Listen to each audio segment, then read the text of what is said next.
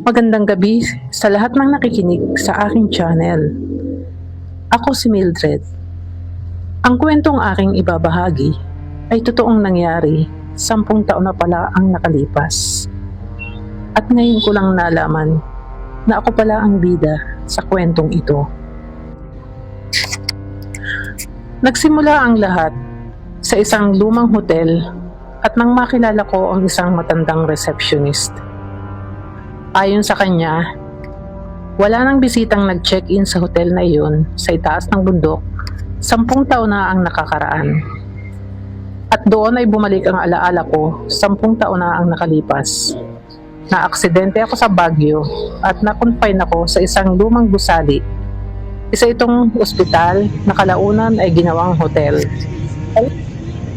Isa akong manager sa isang malaking kumpanya. Mayroon akong meeting na gaganapin sa Baguio. At dahil mag-isa lang akong nagbiyahe, ako lang ang nag-drive ng kotse dahil nagkasakit ang aking driver ng araw na iyon. At dahil wala pang kain, simula nang umalis ako sa bahay, habang nasa biyahe nakaramdam ako ng gutom. Siyempre naman ay may dadaanan akong isang restaurant at doon ako kumain. Habang papasok ako sa loob ng restaurant, ay may isang waiter na kumakaway sa akin upang doon ako maupo sa dulong bahagi na may katapat na salamin. At noong nakaupo na ako, paglingon ko ay bigla siyang nawala. Pinaliwala ko lang iyon, ngunit pagtingin ko sa salamin ay nasa tapat na siya ng pintuan sa labas at malungkot na nakangiti na tila nagpapaalam. Kinalabutan ako pero inisip ko isa lamang itong guni-guni. Paglabas ko ng restaurant ay may nakita akong kulay itim na kotse na tila paalis na. Sa isang iglap ay tumingin sa akin ang driver at nagulat ako na ang lalaking kumakaway kanina sa akin at sa loob at siya ay iisa.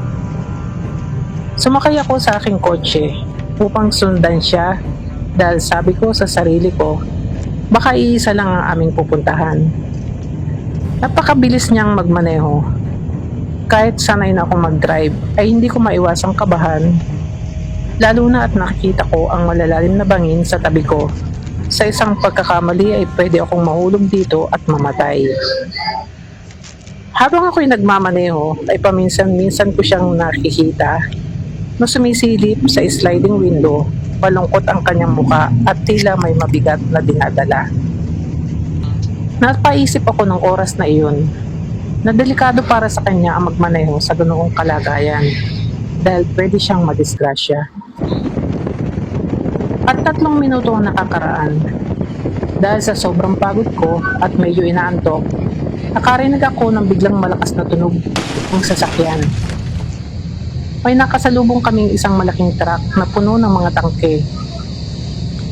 Nakita ko pa ang sasakyang kulay itim kung paano winasak ang unahan at ang malakas nitong sigaw.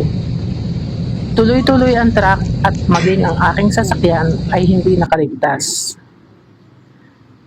Sa isang ospital na ako nagkamalay, hirap na akong huminga noon at nag-aagaw buhay.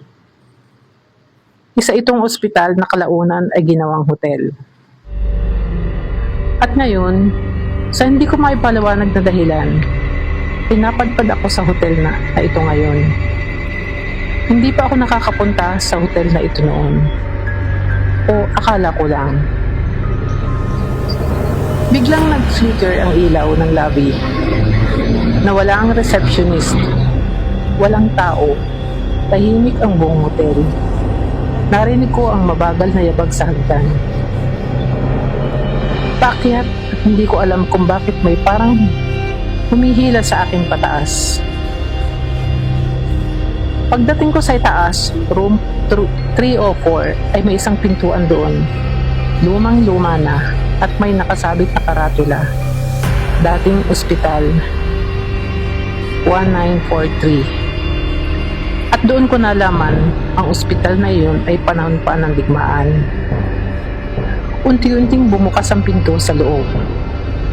May lumang kama, may mga aninong nakahiga at sa gilid ay isang babaeng nakatayo, mahaba ang buhok at nakatungo. Dahan-dahan siyang nag-angat ng ulo at doon ko nakita ang kanyang muka. Siya ang nasa CCTV. Siya ang nasa salamin. At siya ang naghihintay. Bumalik ka na. Matagal na kitang iniintay. At doon bumalik sa akin ang alaala.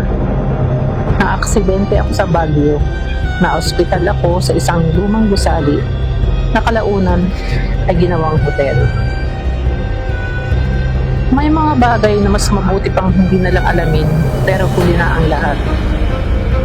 Hindi ko napigilang balikan ang logbook. May isang pahina hindi ko napansin kagabi. Dahan-dahan kong binuklat ang huling pahina at doon ko nakita ang pangalan ko. Buong pangalan ko nakarehistro, pero ang petsa 10 taon na ang nakakaraan.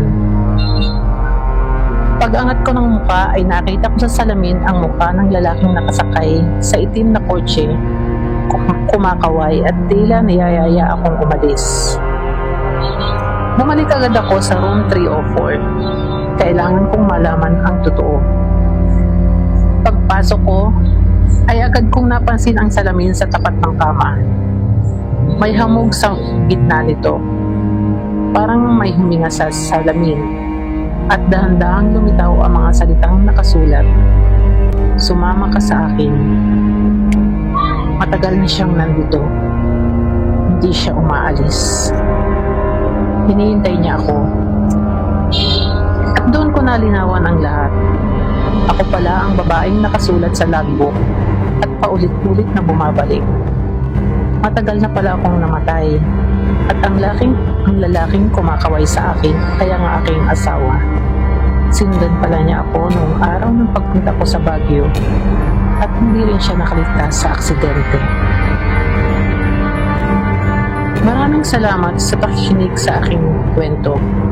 Hanggang sa dulo ng aking kwento. Kung umabot ka rito, ibig sabihin matapang ka. Pero tandaan mo, minsan ang kwento ay hindi natatapos. At kung hindi ka pa nakasubscribe sa aking channel, please subscribe para na marinig mo pa ang mga susunod kong kwento ng kababalaghan.